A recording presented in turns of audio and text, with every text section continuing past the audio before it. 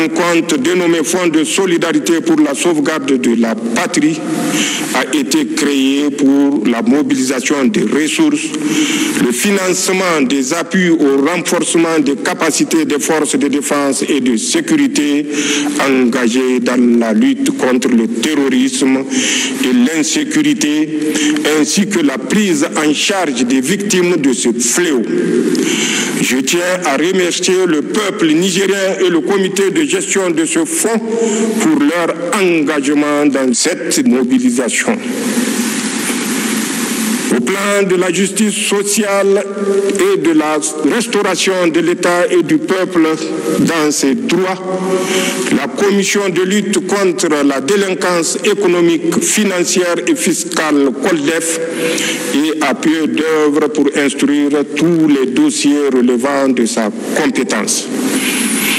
J'engage ses membres, au demeurant sous serment, à tout mettre en œuvre pour mériter la confiance placée en eux par la nation. Pour ma part, je réitère mon engagement, celui du Conseil national pour la sauvegarde de la patrie et du gouvernement, de ne couvrir personne et de prêter main forte à cette institution pour surmonter toute entrave. Car le fléau généralisé de la corruption est l'une des causes qui nous ont conduits à prendre nos responsabilités pour mettre fin au régime que vous connaissez. Nous avons fait le serment de mettre l'État dans ses droits. Pas de répit, ni de pitié pour ceux qui ont spolié les biens de l'État.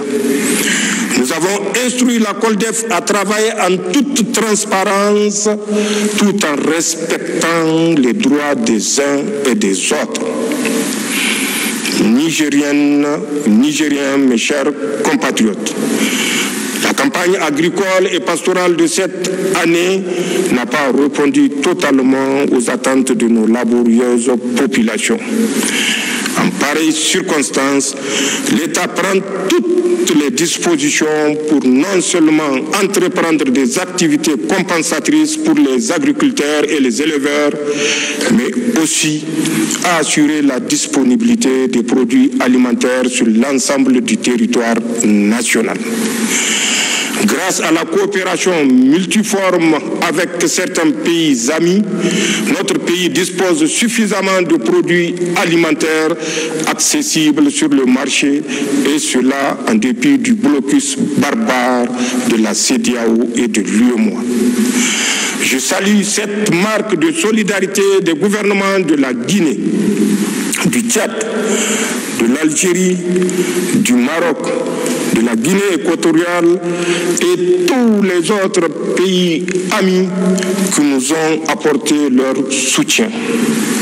Une mention spéciale